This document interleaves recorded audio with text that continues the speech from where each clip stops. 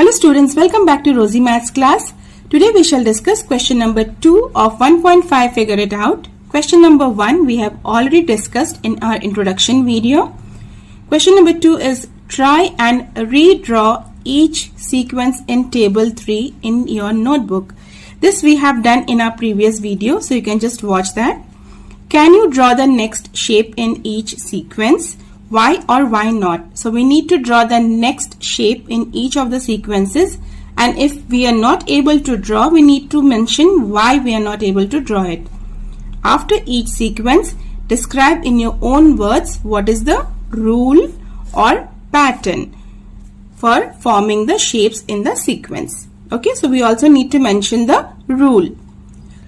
The first sequence is of regular polygon. It started with a triangle that is 3 sides till decagon 10 sides. So the next one will be 11 sides, and that's called hen decagon. The other names are undecagon or n decagon. So we'll stick to hen decagon. Now how to draw a 11 sided polygon? It becomes difficult for students to draw. So what you can do is you can first draw a rough circle. Just a circle, freehand you can do it. And then mark 11 points. Try to get it at equal distance. So 1, 2, 3, 4, 5, 6, 7, 8, 9, 10, 11.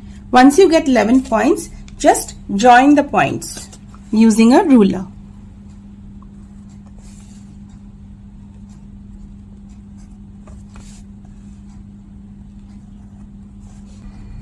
Let's erase off these circle marks and let's see if you got 11 sides.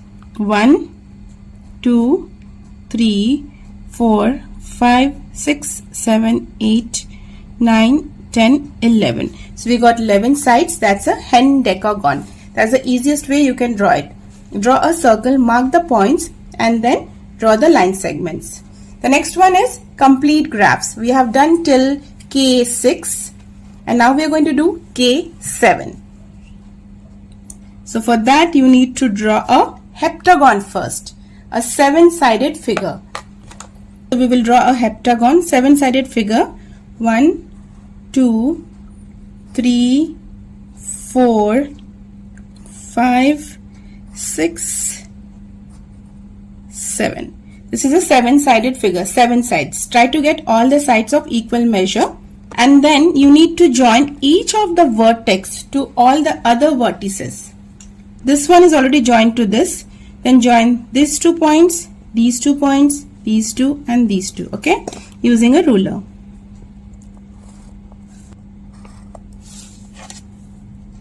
Same way, this vertex goes with this. Use a ruler when you're doing it. This one will go with here and it will go and connect here. Draw a straight line segment. I'm just showing freehand. This vertex we need to connect to all the other vertices. So already connected these 2. It will go here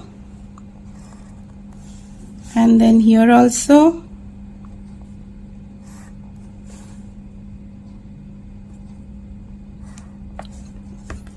Now this one already connected to these 3. This one it is not connected. So we'll connect it, and this one also it's not connected. This is connected to this, it's not connected to this. So I think I have connected all the vertices to each other. So this is your complete graph.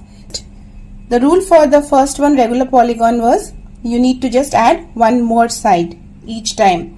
The rule for complete graph is again you need to add one more side because the last one was a hexagon. So this is a heptagon, 7-sided figure, and then join all the vertices. Okay, if you count all the lines drawn here, there will be 21 lines. Here 21 lines would be there if you just count it. The third sequence was of stacked squares. So it's given till 5 by 5. Now you need to do 6 by 6 grid. So this is the easiest one. Draw a square first. Now once you draw like this, see here. 1, 2, 3, 4, 5, 6. This way also it should be 1, 2, 3, 4, 5, 6.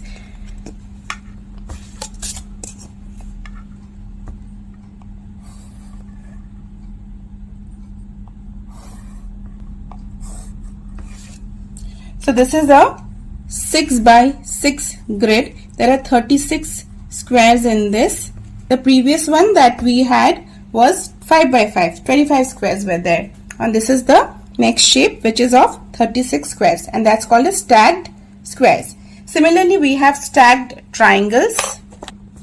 To draw the next shape in the stacked triangles, draw a line first. So I'll take 1, 2, 3, 4, 5, 6.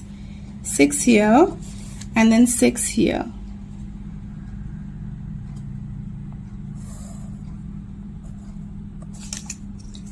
And the first one will be just one triangle. Then we will have 3 triangles. Then here we will have 5 triangles,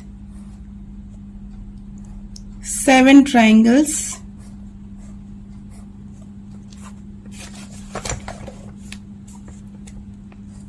next we will have 9 triangles. Try to make an equilateral triangle to get a better picture. And here we will get 11 triangles.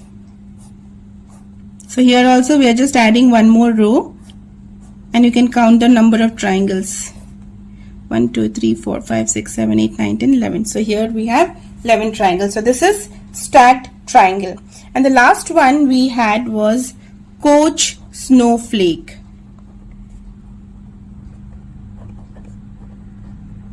Now this figure I feel we cannot draw because it started with a triangle. It was something like this, and then we divided into 3 equal parts, and then we drew a triangle like this here.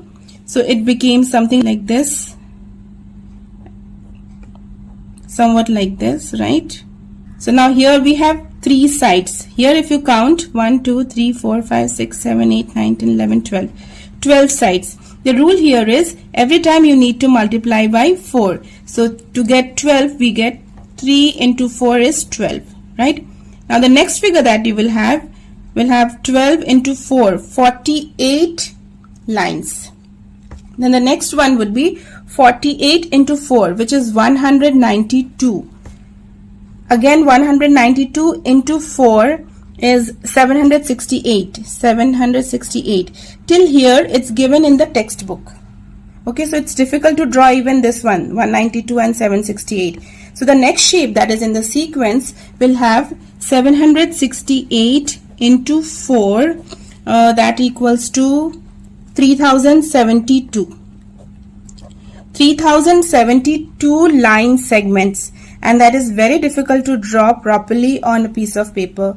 So I would say it is difficult to draw the next shape in Koch Snowflake sequence because we need to draw 3072 line segments to draw the figure properly, and that is very difficult to do it. I mean, drawing 192 and 768 itself is difficult, so drawing so many line segments is really very difficult. So for this one I'm not going to draw anything. The rest 4 I have shown you how to draw. So here the rule is just add one more side, here also one more side, and then add join all the vertices. Here we would add just one more row and one column here, and for the stacked triangle one more row here. So this is also 36 and this is also 36. And for snowflake we cannot draw it because there are too many line segments in that. So I hope you find this answer helpful. Thank you.